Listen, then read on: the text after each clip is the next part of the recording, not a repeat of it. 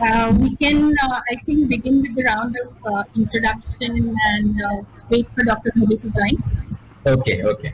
Yeah. Good evening, everybody, and welcome to the final third edition of our three-part webinar series. And Okay.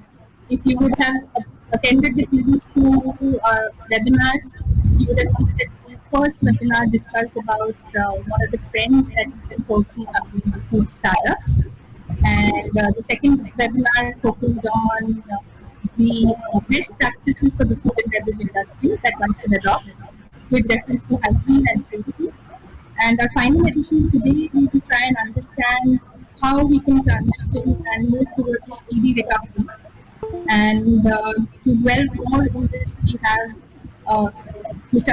Manish Antwal, who is the co-founder and group director at 3P Solutions. Manish is known name in the food processing and technology consultancy circles, and especially in the domain of project management, process management, and product development and packaging. He has been a close associate with us at Better Design. Ritesh here, hi Ritesh, is the founder of S2F Food and Beverage Consultants. Ritesh also serves in the capacity of Joint Secretary at the Association of Food Scientists and Technologists India. His expertise lies in the area of food product development, lab setups, R&D pilot plans, documentation and SOPs, regulations and Q&A with special focus on food and beverages for cafe chains and quick service restaurants. Over the years, Ritesh has worked extensively with global brands such as McDonald's, Danone, General Mills, among others. And to his credit, he has various patents and published work as well. I hope he can shed a lot of light on the QSRs and how they can move ahead. Yeah. Okay, so we're doing this webinar in association with the 3P Group. And over the last 15 years, 3P Group has worked with many clients to identify the right type of products, to define the technology and how to procure the technology, supply of the technology, to develop the project plan and execute it, and developing the product formulations and training the staff for streamlining operations. And 3P Group does all this with a great team of professionals that include food technologists, dairy technologists, mechanical engineers, electrical engineers, and instrumentation engineers. So that's 3P Group for you. And I will be moderating this event today. My name is Vishali, and I represent a company called Dare for Design. I'm the founding partner. We are a design studio that specializes in designing for the food industry, be it packaging design, brand positioning, spaces, experiences. Over the last decades, we have worked with many brands like Haldiram, Vadilal, Mother's Recipe, Dahi Khan chain of hospitality restaurants, Malaka Spice, Baskin Robbins, to bring their products, spaces, and ideas to life through design. And thank you all for joining us today. We have a mixed bag of participants. We have a lot of people from the food processing industry as well as people from the QSR restaurant businesses. And we hope we find it useful. Let's dive right into this. Ritesh, my first question goes out to you. Given the new scenario and how things are changing, how regulations are changing, how expectations are changing, what would be the top trends that you look forward to in terms of maybe menu, innovation, operations? What would be the survival strategies? Sure. Thank you so much, ma'am. Thank you so much for giving opportunity to speak on this forum. And thank you, Mr. Manish and 3P Group, to give me a chance to speak whatever I could know and understand. I would love to share. And my special focus is mainly on the QSR industry. And here I'm referring to the QSR broad as a category, which can also include our own idli dosa to the burger and the pizza guys. So let's discuss on those. I just made a small presentation to understand myself. It's more me to understand the whole the concept and what could be a thing. So I just want to share my screen if they allow me to do.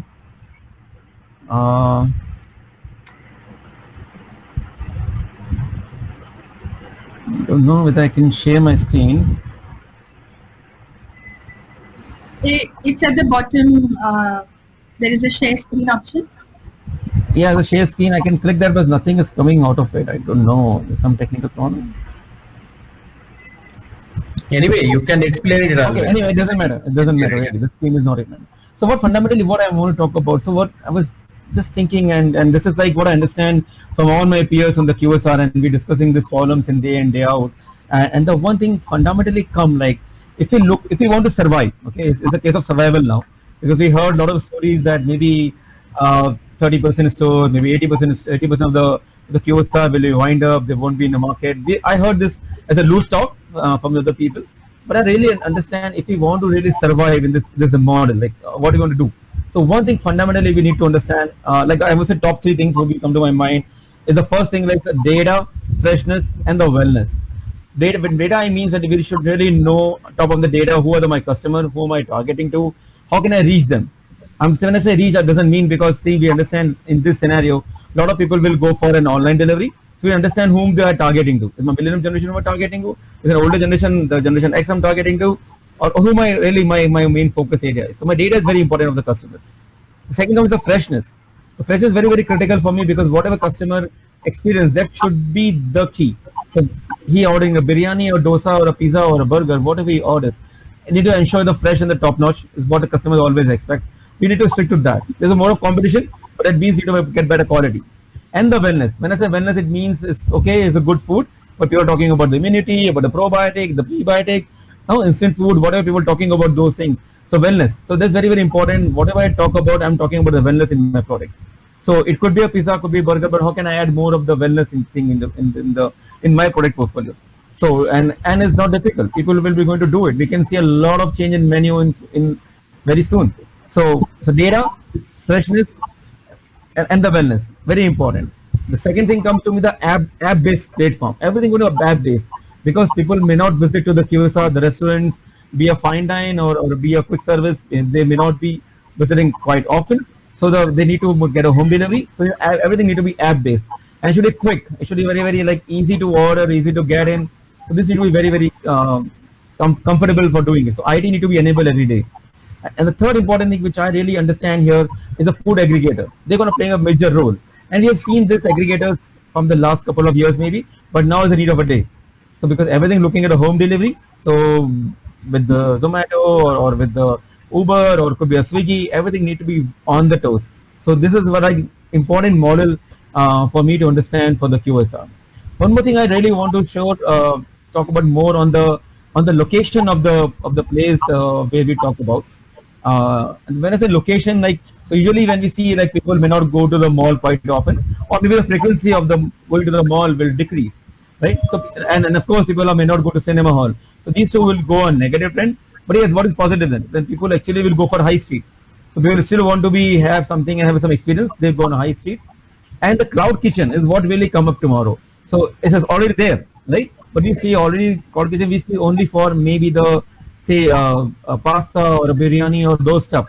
But tomorrow the cloud kitchen can be for your your favorite pizza and favorite burger too. So everyone want to be delivered, everyone want to be there. Don't want to investment on the stores, but cloud kitchen even can be done. Then every 4-5 kilometer radius there will be a cloud kitchen for your favorite burger and kitchen and your pizza guys. So this could be a new quick upcoming things going to happen in the industry very soon. I just leave to you, ma'am, for the next thing. Thank you, Ritesh. Thank you for shedding the light and looking at how the trends will work. Dr. Ashish has been able to join us. Welcome, Dr. Ashish. Let me give a quick introduction. He is the Chief Technology Officer, R&D, Supply Chain and Operations at Global Consumer Products Private Limited, a company famed to have bought brands like Love It, Ved Rasa, and Cheerio into our lives. Ashish brings to the table vast experience of over 3 decades in the food industry, and he has worked with some of the best Indian global and global manufacturing brands like Heinz, Cadbury, Unilever, and Hershey's. Thank you, Dr. Ashish, for joining us. Thank Uh, you. Ashish, you just missed a very informative answer from Ritesh about what QSRs will look like and what they should be doing to be able to combat the current situation. We have a mix of people from the food processing industry as well as QSR, so we'll have a mix of both types of questions. And so, in that reference, Ashish, my next question goes to you. Uh, there is a lot of resentment right now against the Chinese sourcing story, and there is a whole anti-China sentiment developing. Do you think this will have a direct bearing on the self-sufficiency of the food industry in terms of technology or machinery procurement for that matter?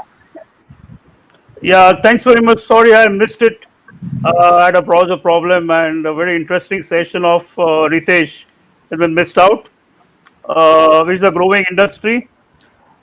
Now, coming back to the question that you have asked, especially on what would be the effect on China. Uh, well, there are two things which I would like to mention. Um do you have some extraneous noise coming in? Not really. We can hear you clearly. You can hear me? Absolutely. Okay, because I could see that. Okay, uh, 2 points. One is as far as the food industry is concerned and relationship with the Chinese counterparts. When we talk about food industry, there are formulations, ingredients, and raw materials and stuff like that.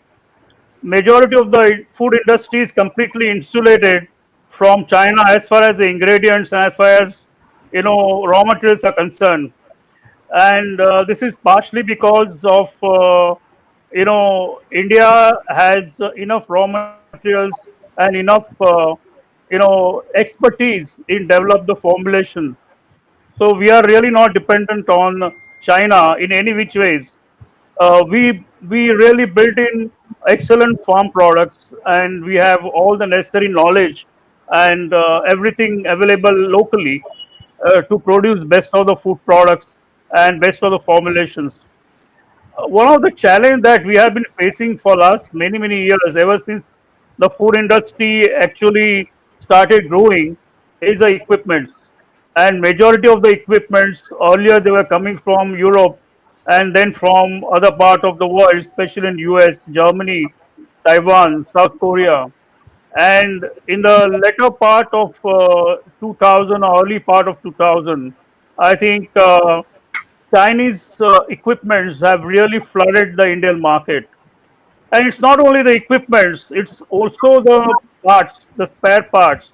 A simple of the simplest confectionery making units have been engulfed by the China. And you will find they have really proliferated and killed the local food industry equipment manufacturers. And that's a big challenge that we are facing. Not that our industry cannot grow, not that we don't have skills, not that we don't have competency, and it's just because of somewhat government policies and inability. Our manufacturers were not able to turn it around faster. Another issue is of the service. So our service is, I would say, suboptimal in doing this equipment. So at the same time, the quality of the equipment is at parity with any of the European manufacturer as far as China is concerned. So they can make even the cheapest of the cheapest and the most expensive equipment what we desire.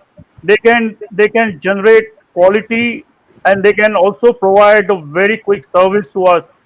And the only issue with Chinese equipment is a language, but they also overcome that to some extent by hiring a translator, and they can manage it.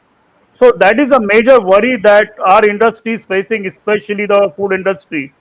And I think we don't have answer to that at the moment, and it is very difficult for our local industry to move in that direction unless we really do some path breaking policy changes and do some great innovation in this area. So that is a really threat to us at the moment. Dr. Ashishu, I'm surprised you say that the service of a local company which can give you equipment is worse than something which is coming from all the way from Europe. So I'm sure, I hope there are some manufacturing people here listening, and they need to work on quality, service, and speed. So those are. I think the speed is very important. So let me tell you an example. Even if you want to make a smallest confectionery punch, which is used in the making of hard boiled candy, the time taken by the local manufacturer is almost 5 weeks. whereas in China it is delivered within 4 weeks. So that is the speed I'm talking. So they are always available and they can generate very fast. So that is the challenge, and that's a fact. In fact, and even Manish could also, add something to it because he's also involved. He deals with a lot of manufacturers. Yes, Manish, I would like to add to what Dr. Ashish is asking you, saying that now everybody is waiting for policy level changes, some impetus to the industry, and the government is saying there is a vision 2030. Maybe 10 years down the line, everything will be absolutely in our control and we will take over the world basically. What do you envision this future to be? Moving forward, how will the food industry look like? Yeah, I mean, I will take some of the clues from Dr. Ashish. We are working very closely with him. See, self-sufficiency has got a very broad meaning. We need to self-suffice ourselves in terms of production, machinery design, product development, all aspects of a business in terms of bringing them to an international level, international standards. And I think that's what Dr. Ashish was pointing at when he said the services are not better. It is the delivery time, it is the quality of the service. Everything has to, upgrade itself. Now, coming back to your question, what is the vision and how the self-sufficiency is, visualized in the current context? I think before COVID-19, the industry has faced three major changes. One is, which I perceive, that from mass production, it is shifting to a customized production kind of thing, whether it is service, whether it is production. So no more there are large plants, but there are small scale plants, because that, the cost of the production, the viability, etc., taken into account. The small scale and customized operations makes a lot of sense. So you will see a lot of chocolate manufacturers with a small scale units are cropping up everywhere, and that can be, we can take some clue from there. The second aspect, which the industry has seen, is everything was centralized initially, and what is happening now, people want to be very agile, and there is a very fundamental reason for that, because the consumer is very dynamic, the consumer is very knowledgeable, so the needs are changing, and manufacturer or whoever is the investor has to respond to that changing demands. And as you know, we will be touching around 1.7 billion by 2030. Feeding that population is going to be really difficult. And if as a member of the food ecosystem, I believe biotechnology has got larger role to play, because over a period of time the demand for the protein will increase. How are you going to handle the urban population? Because right now I think the urban population is quite smaller vis-a-vis the rural population, but over a period of time the urban population is going to increase. I read somewhere in McKinsey report that it is going to touch more than 60%. Now, if that is the case, then the buying pattern changes, the eating habits changes. So, I think there is a report by World Health Organization which says around 2030, between 2030 and 2050, the calorie consumption will go up to 3,200 calories consumption per day per man, per person. So, feeding this population becomes significantly important, and I think that's the reason I was saying biotechnology has a larger role to play, because they need to reduce the waste, they need to reduce the toxin, the bioavailability of the ingredient becomes important factor when you are looking at self-sufficiency. But there are certain regulations around crop production, biotechnology, which is we don't want to have genetically modified food. And there is it's a separate topic we can discuss around. But this is one area where there will be a lot of development and research which will be happening. I think there was one question which I received from you saying what is going to happen with the vertical farming. Vertical farming is definitely going to grow because there is a scenario where people are talking about reduction in the soil fertility, and that may be attributed to the lot of use of fertilizers. So how are you going to increase the crop production? So we definitely need to look at alternative sources, whether it is from animal origin, plant origin, or aqua origin. So the production has to be there. And as far as the technology side is concerned, the process side is concerned, I think Dr. Ashish pointed out one important aspect, that initially we were dependent on European technology. But when it comes to self-sufficiency of the technology within India, if you look at dairy sector is very much self-sufficient in terms of engineering and processing. And thanks to Dr. Varghese Kurian, who started White Revolution. Uh, as far as fruits and vegetable is concerned, we are quite self-sufficient in terms of technology and process. Bakery is quite self-sufficient in terms of technology and process. There are certain other segments like oats processing, breakfast cereal processing, extrusion technology, freezing technology. These are certain areas which are still being explored, and there are various equipment manufacturers who are making everyday efforts to improve those technologies. I can cite some of the examples. Initially, the spiral freezing was imported. Now, the spiral freezing is locally available. Initially, the chocolate molding lines were being imported. Now, the chocolate molding lines are locally available. Initially, fluidized bed technology, fluidized bed dryers were imported. Now, it is locally available. So, these efforts are to be consistent and in line with the consumer expectation, so that we become self-sufficient. I think that is what I would like to say when it comes to self-sufficiency. Thank you, Manish. So we are looking at a biotechnology revolution after the green and the white. So I Yeah. hope that happens soon. Ritesh, there was a lot of light shed on equipment and also material. Will that impact the QSR in any way, the kitchens or the R&D labs or any of those? Oh, sure, of course. Everything is connected. The QSR, only the format is different. But if you look at the delivery, it's the same as it's the same food delivery. The only thing, the format get changed.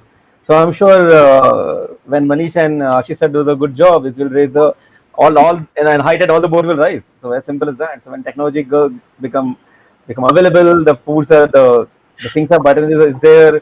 We can get different type of food. By price increases, and ultimately going to impact every aspect of the industry. And I would say I will go beyond the food. Forget why only QSR. It's going to impact every industry. Like with that, everything is so linked today. Like we see something happen in one industry, and secondly, I found the application in the beauty industry and pharma industry and food industry. Yes. So yeah, all are linked for sure together.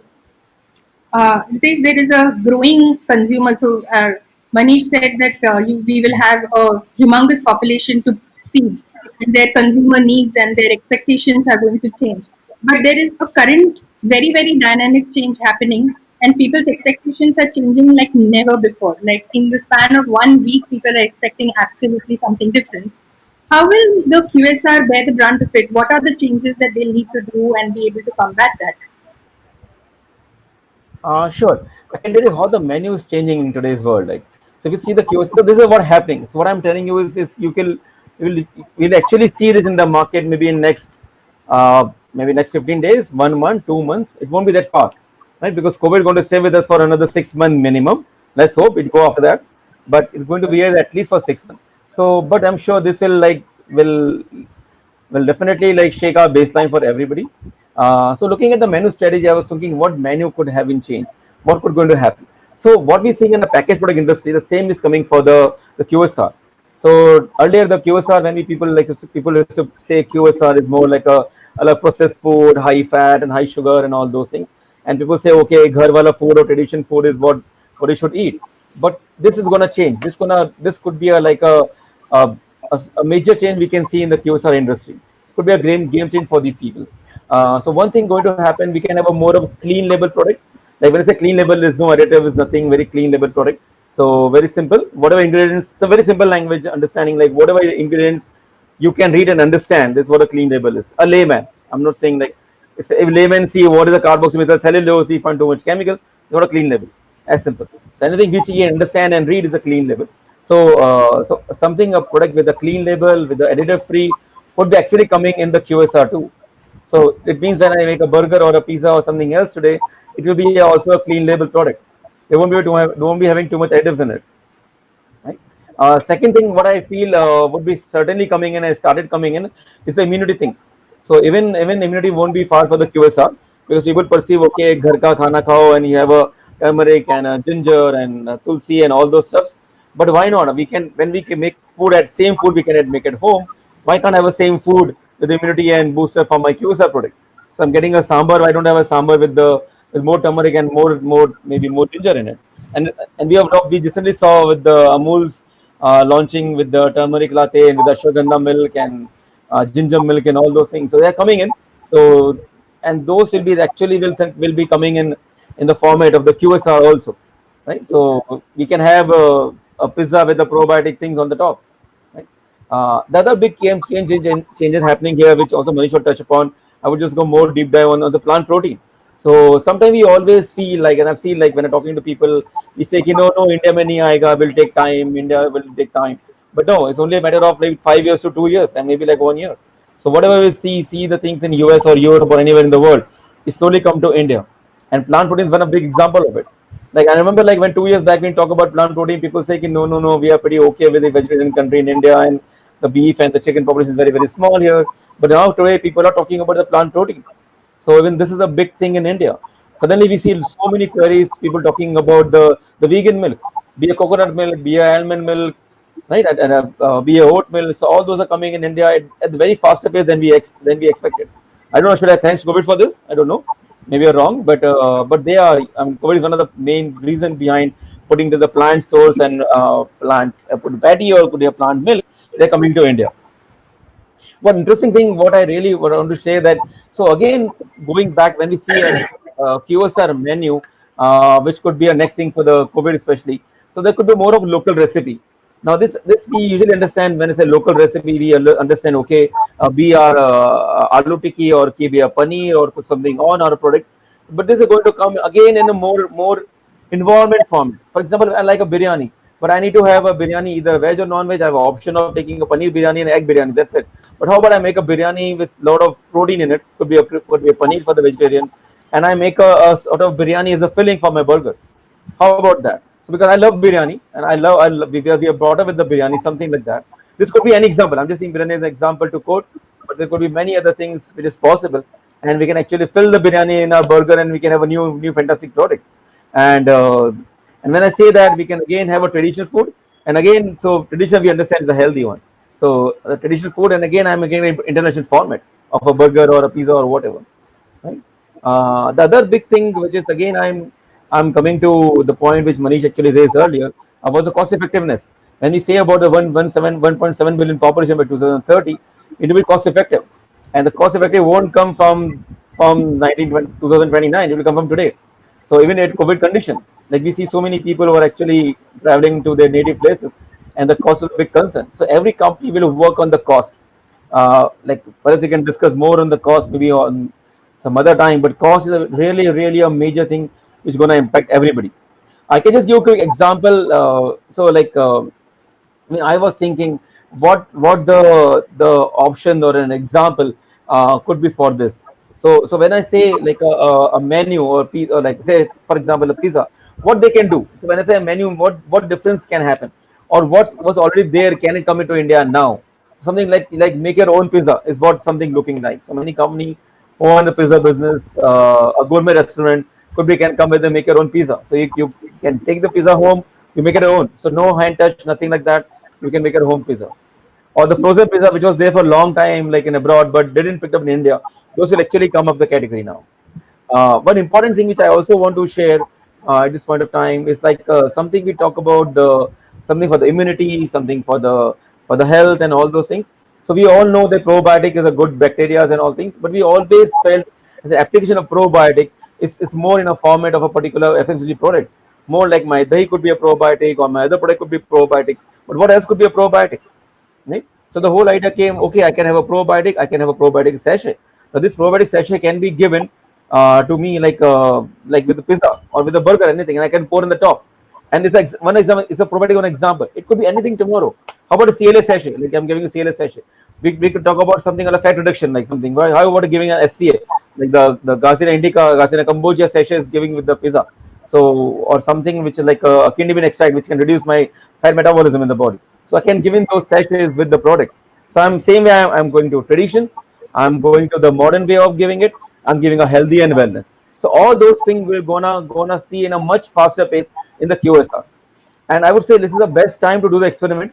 So a lot of the QSR who were like really hesitant to do the experiment in in the earlier times, they can do it now. So this is I Thank, look for the COVID thing now currently. thank you, Ritesh. I just recently, before pre-COVID, I had gone to a restaurant and they served dal makhni in a taco, and they said this is desi taco. So it was a very interesting, traditional twist to an international recipe. Absolutely. Thank you for sharing that.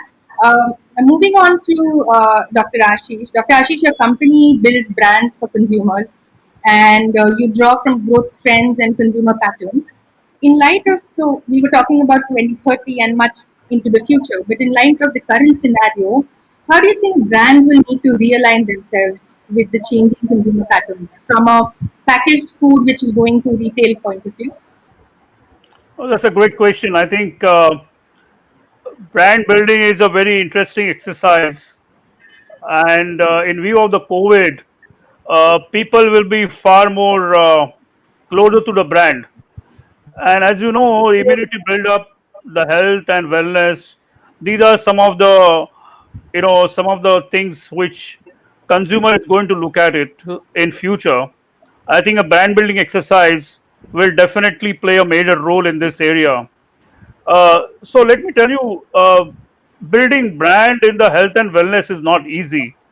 There is something called credibility associated with that, and in that in that direction, if your company or your brand if doesn't have a credibility, then this area doesn't really work. Yeah. So post COVID, it's a very dicey situation for the companies to think what is the priority and what are the priorities. When we are talking about well-being and when we are talking about health and wellness, immunity, etc., there are not many companies who have that credibility, and not many brands have been built for the last many years by many companies, right? And therefore, it's a Herculean task for someone to really build a brand. Having said that, I think there is a generally people in India, they are aware of what is immunity. If one uses the Ayurvedic, vehicle as a brand and as a credibility in people's mind, they can easily get attracted to that, and they can really believe in that particular aspect of the food. Therefore, it is not much difficult, not very difficult for those companies who can actually sort of migrate from their existing brand to the Ayurvedic or Ayush brand. And there are a lot of companies today, they are actually doing that, trying to migrate from their original brand into the Ayurvedic or Ayush brand. It's far more simpler for for the country like India to accept it and embrace it. There is a lot of support from the government. There is a lot of support from the local authorities, and nobody really reject it. So transmigration of the brand might happen, but the question is, the most of the multinational companies who exist today, for them, it is not easy to move out from their traditional way of working and working in the area where they have never ever tread into. Therefore, one has to really think differently if we want to set a brand into something different. That's really challenging. So what I see, the whole thing, the way of working, the new normal will dramatically change. And at this stage, nobody knows what's going to happen. There are companies who have moved out of, traditional way of working there are companies who are making actually fruit juices, and they were packing it in the fruit juices. They just quickly moved into the hand sanitizer because the same machinery is used and can be accessed for that. So companies are changing. The thinking is changing dramatically. Sometimes the survival is the fittest, but I think it is more than survival is the fittest. The survival is the quickest. So that is the new normal is going to happen. Yeah. Thank you, Dr. Ashish. I am seeing a macro trend. Both Ritesh and you seem to be saying that we should look closer home for trends. We should be looking at traditional recipes, traditional cultural innovations to speak to our audience who is now uh, a new person altogether. Manish, what are your thoughts? How is this going to impact on product development? And Ritesh said QSR, Dr. Ashish said brands. What about products? How are the products going to evolve? I think Dr. Ashish and Mr. Ritesh, both of them, they have rightly highlighted some drivers of product development. It is, largely revolving around wellness, trust, transparency, finger foods, safe production.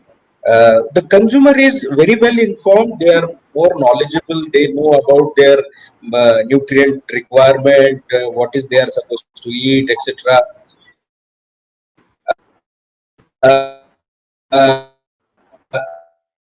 And that is putting a lot of prices, which to be really agile, really quick in terms of response to the market.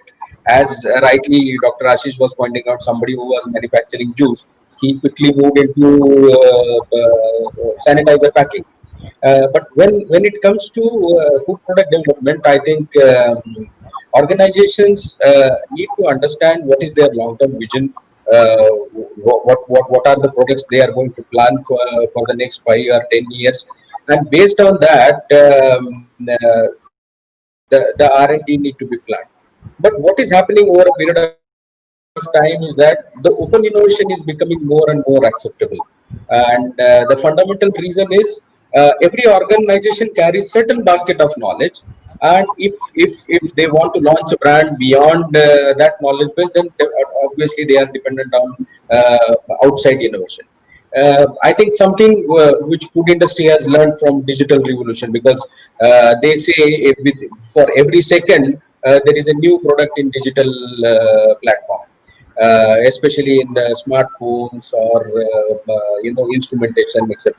So same clue need to be taken to the food industry. And what does that mean? But that means there is enough amount of experience, there is enough amount of knowledge base which is lying within the food ecosystem. That may be with food ingredient manufacturer, that may be with food machinery manufacturer, that may be with research organization like where we are working in product development. So there is experience, there is a knowledge base which comes into play when you are trying to define a go-to-market strategy, which need to be quick. I was talking to somebody in the morning and he was saying, okay, can we have a product development cycle of 6 months? Now, is it practically possible? I'm still doubtful for it, but we can do a lot of milestone working in those 6 months and cover a lot of work for the product development. So, in my opinion, the categories which will predominantly move for the new product developments are health and wellness based products. That may be breakfast cereals. That we recently did a product called Fit and Flex Granola, which is again on health and wellness platform. I think such kind of product which will cater to your fiber needs, your protein needs, your micronutrient needs, I think they will become more important. And interestingly, what I was hearing that, yeah, when it comes to new product development, packaging has a lot of role to play. And under the current context, when people are cautious about the self hygiene, the hygiene of the product, how it is being manufactured, I think the brands which are going to build trust with the consumer, that look, this is our production line, and this is how safely the product is being manufactured, and this is how safely it is being packed. I think those are the brands which will have a lot of say in the market. I think that is how the new product development is going to move. Thank you, Manisha. I remember in the last webinar, Dr. Rashmi already said that the norms right now are not very different, and people who have been able to build trust and follow the rules and regulations of hygiene will catch up faster. So that is something to know. We had asked for three questions from the participants, and while we seem to have answered a lot of them, there are a few that still while audience can start giving their questions and seeing whether they can uh, type in their questions at the bottom right. One of the interesting questions that came was, what would be your guidance for kitchen and service areas, and how can they transition to this new COVID thing? Ritesh, maybe that would be your area of expertise. Would you want to take that up? Yeah, sure. Actually, this is very simple. This is nothing I need to comment on this. So these all the guidelines are drained by the FSSAI and the Minister of. All guidelines are laid down. They can check on the website. These are given. If you want, I can forward those things to them. Very quickly, like when I was reading the question which came up, so very quickly, one thing which really came up: okay, how to ensure is untouched by hand, because we are very worried about the packaging material, we are worried about the food material, what need to be done. So the guidelines which really talk about, I'm just saying the entire guidelines, I'm just saying a small part of the guidelines. Okay, it's 2.1 which they talk about. So we need to ensure all the materials is quarantined at the kitchen for at least 3 days. So be a packaging material, be a food material, need to convert 3 days, right? So they need to be there, and then only the chef or the guy who's using it, he'll be taking it.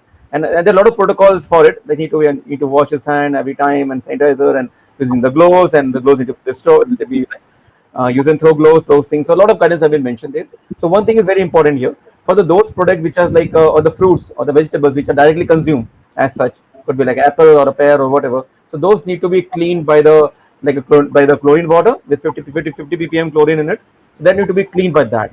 So for direct consumption. So those are very critical and important. And for any delivery, all guidelines have been actually maintained. If we have delivered the food, how the guidelines would be.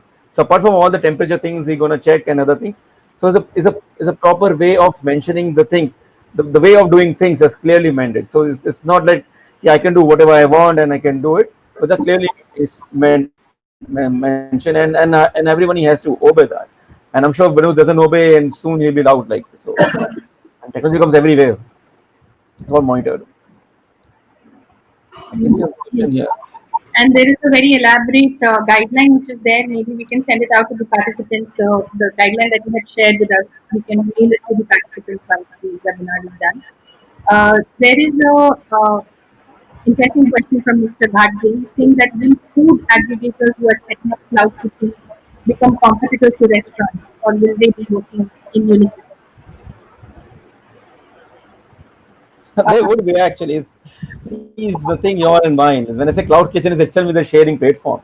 So I personally always feel as a human being, I always feel there's nothing called competition. It's always cooperation. So there's nothing called, or we say competition. It's something we cooperate, something we compete. So it's never like we are against each buddy like so it's never like we always compete. So it's like whosoever is a better product delivery or better way of serving to the customer, who is more innovative, will really survive in the things. So you can have a same cloud kitchen, we have the same thing, but yeah, they're competing with each other. Very simple. If you have the answer, yeah, they're competing, but at the same time, we have our own point to prove. No, like I give an analogy of example which perhaps Manish can appreciate that. So that we see a lot of third party, right? So there are certain places where the company do a third party manufacturing, and all third party manufacturing, all the competitions make it same place. So all the leading company will make their product the same manufacturing line, but they all have different products. So and they all compete with each other, but they are made the same line. So it all depends how you manage your product and how you deal with. And as sir was saying about the branding part, it becomes so critical. So even in all the app will come, all the things will come. So it could be a cloud kitchen, could be aggregator, could be everything. Still everything sells. I think it would be ultimately boiling down to what story you tell the consumer and if they are aligning to that story. So I agree with Dr. Ashish's viewpoint that brands and what they are talking will become very critical because, like we discussed, share economy will become quite pertinent, and people will start sharing the same resources, same R&D, same products, and there won't be much difference from one product to another. But then the story will make all the difference. So that's an interesting point of view. Manish, you briefly touched upon UV farming, hydroponics, and aeroponics in India. I have received a question which says, what challenges or benefits do you see when will it flourish in the markets today? Yeah, I think as I was saying, there are a couple of scenarios which the agro industry, agronomy, ecology is taking, ecosystem is taking. One is whether the land fertility is going down, whether the biotechnology is adding certain value to the crops to increase the yield per hectare, or the disease control is happening through biological factors. So, considering these scenarios, I think vertical farming is definitely a sector where there will be a lot of focus which will come. Which personally, even I see that the yield per hectare is definitely going down. When I'm talking about the entire globe, not certain pockets of the globe. So there is definitely a potential for vertical farming. Now, if you go back to the old days, there were always small farms around each house, and the weekly requirement of vegetables were compensated by the local gardens around the house. And I think that is being picked up in India also. So there is a terrace garden concept which is coming up. In my opinion, the vertical farming has will come up very rapidly. But every technology which comes in, every new system which comes in, it also brings in certain disadvantages. So everybody has to cope up with that. And I think the new UV farming will also cope up with those disadvantages and bring out some good products for us. Maybe the trend will be the kitchen gardens where you are doing DIY and growing them right at your backyard. So maybe a retail point of view for hydroponics or uh, UV farming is a good direction to go to. Uh, Yeah. Ritesh, I have one more pre-question for you. Is how do you tackle the problem of packaged food deliveries and with this whole plastic ban and now COVID and hygiene? Are there any ideas that you can throw up which help the audience? How Sure. do restaurants package their foods? Yeah. This is very crazy, actually. I'm just sharing my own personal opinion. So I think we always look at the immediate solution what we need at a day. So we always look at and I can just share an example. Like we always look, okay, what we need to do for the next 3 years or the 5 years. Then we look, okay, what is possible. We always make a plan for the next 5 years or 3 years, and then we look at, okay, what is it doable in the next 1 year? What is my main goal? And then we really work on the next 1 quarter. Right? So this is what my immediate need is. So when I look at those problems, I'm just going to connecting two different things here. So if you see the industry in the last summers, and a lot of my my friends and my customers, they lost their business because there was a lot of ambiguity on the plastic bottles. So they can't use something like a 200 ml bottle and less than that, and there's a lot of ambiguity happened, and many people actually lost their business during that time. Now suddenly, like when we say this part of the year, exactly a year now, from now, and we see, okay, there's nothing on the plastic, but the COVID has come up, right? So really, people are not talking about the plastic these days. And we actually, I'm sure most of you might have seen this, the pictures or the videos, and they show the PPE kits are thrown on a dustbin or thrown in, they've seen in the sea and all those things. Because we're not yet ready to how to discard those at this place. Like we had a volume we can mention, but the volume which is coming now, we're not even forecasted that. So there's a good fine balance need to be there. I don't know we have a solution as of now. To best of understanding what I see from the market, we are not even thinking of those directions. We are thinking survival is the what main thing. So when I look at what Modi ji was saying कि okay पहले जहान है फिर जहान है, now see कि no दोनों को साथ में चलना है. No, so this like how we are changing with the current scenario. We're changing our versions. So suddenly we see now the okay jahan hai, market got open. Now again, we're seeing there's a lot of issues, lot of COVID coming in, and we again back here. Okay, there could be a lockdown from 15. So it's so dynamic environment. We don't know what's going to happen tomorrow. So in this current scenario, I think the first thing which I think, okay, let's save ourselves first. Then we'll save the motherland later. So perhaps the main focus is okay. Let's have a proper hygiene thing, and then we can get into the plastic and other stuff later. So this would be the main thing. But yes, if you see all guidelines, they talk about PPE kits. They all talk about like one single-use plastics. So they all talk about those things which are actually banned like a year back. Yeah, but as I was saying, survival of fittest and the survival of the quickest. I just love the word. So this is all going to happen for the current scenario actually. Thank you, Ritesh. Yes, let's look at the current problem and deal with the others later. But yeah, that's also a point of view. Sagar is asking, what is the opinion of mock meat, vegan meat? Do you think it will be a successful product in India? There is already Beyond Meat and so many other international brands which are there. Manish, would you be able to answer that question? Yeah, we are dealing with a lot of inquiries on texturized vegetable proteins. But frankly speaking, the raw material, the technology, and the kind of product we are looking at, that need to be defined very clearly. Because as far as these mock meats are concerned, they are available in two formats. One is high moisture TVP and another is low moisture TVP. The moment I'm talking about high moisture TVP, it is stored into a refrigerated condition. So now everybody knows what is the logistic condition for controlled atmosphere transfers in India. So that will be always a costly affair. And when it comes to low moisture product, the technology is cheaply available in India. So something like soya chunks is actually a mock meat. It is not. It is just that you are not given it a shape. It doesn't appear to be a mock meat. But definitely there is a growing trend towards these texturized vegetable proteins, and I can see, because I have received almost 9 inquiries on texturized vegetable proteins which are in the dry format. So definitely uh, there will be a demand for that. And sir, interestingly, we have worked on a product which is based on raw jackfruit. Raw jackfruit, when it is cooked, it actually imitates meat. And we made different varieties of dishes out of it, biryanis and then keema and then lot many products. So that's doing fairly well in US.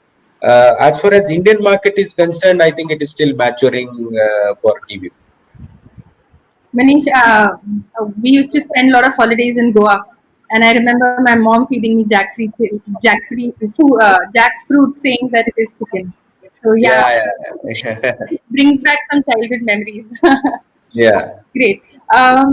Anshul is asking, is this a good time to plan and think about launching something which is healthy, vegan, gluten-free in beverages? As we enter in a new normal, immunity will be a big thing for all of us.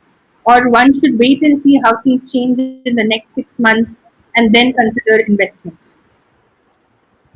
Uh, Dr. Ashish, would you be able to shed some light on that? Yeah, I think, as I said, there is nothing like waiting for 6 months. And one should go ahead and do it as early as possible.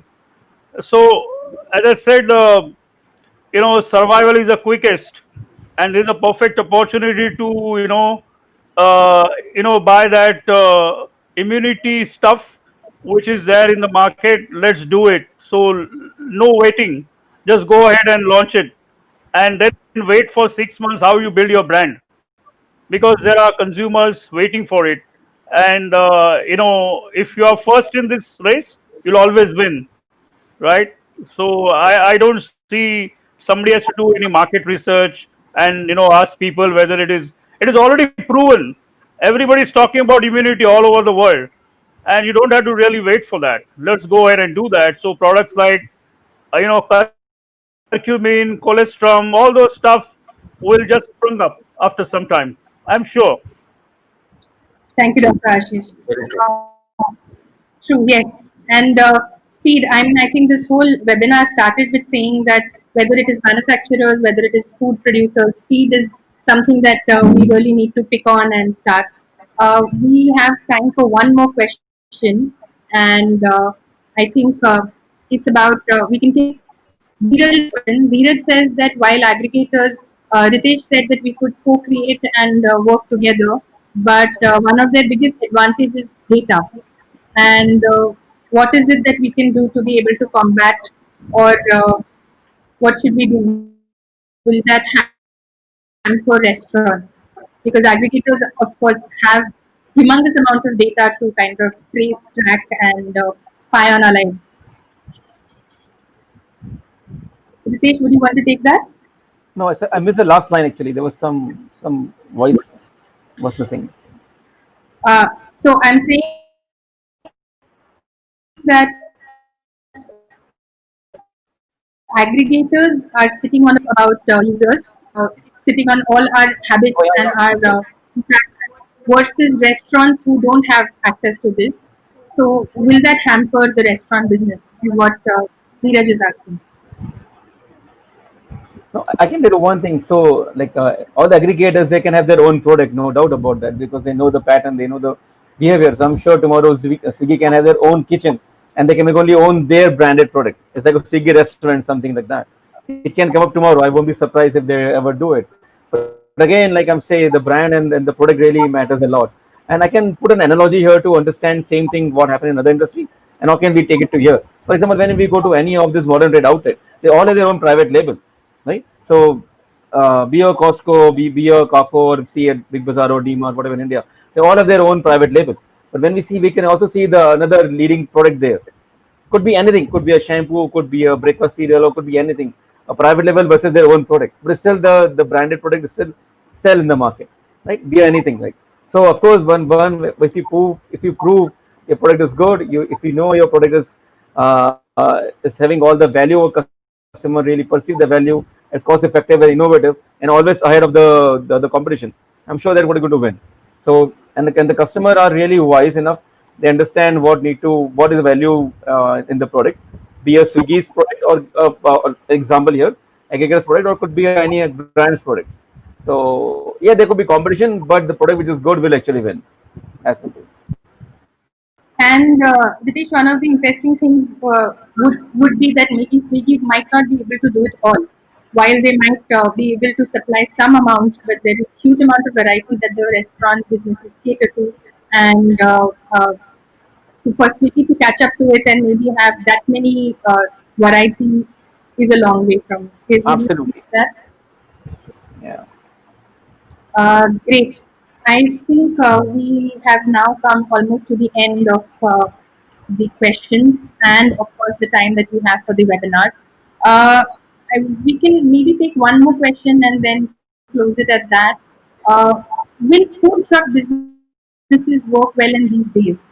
And what ways that is there any government help available, or is there anything that is there for them? Um, since it is in Ritesh's scope of this thing, Ritesh, would you be able to answer that? Yeah, sure. Of course, food truck is a good idea, but somehow it didn't came up to that value what people were perceiving earlier. Like I think a couple of movies made on that on the food truck, but somehow this didn't picked up to the value people were forecasting. Number one. Number two point, especially is the COVID situation when people are not going out. So even now, when the food truck is there, you won't actually go out and eat there. People are not going out, and the food truck is more of the fun. Like it's more of a like a live kitchen or something. You've been there and more of fun and social gathering. All those things happen. So I would say in next 6 months, it's not a wise to be in a food truck because people may not go out. And when getting a food truck any place and maintaining the hygiene and sanitation requirement for the food truck would be like very difficult because they have a live kitchen. So those become tough. But yeah, after 6 months, never know, things can come up tomorrow. So I won't say it is a bad idea, we should not do it. But yes, for 6 months, no. After 6 months, like I'm sure things get changed and we can have a different set of things altogether. And again, I say the food truck is a mode of a delivery, but you still need to have something very special about the product. Otherwise, same product won't work. It goes back to what Dr. Ashish said. Where is the brand? Yeah. I think that's all the time that we have. Manish seems to have anyways be dropped out because of some technical error. But I'd like to conclude this webinar here. Thank you, Ritesh, and thank you, Ashish, for joining us today Thank you, ma'am. Thank and you. giving us all the Pleasure. information. We will be sending out the video recording for all the participants in a couple of days, and I will also send the guidelines that Ritesh has shared with us on the FSSI note. Thank you for joining us today. Good day. Thank you. Thank Thank you. Good you. day. Thank Yeah. you.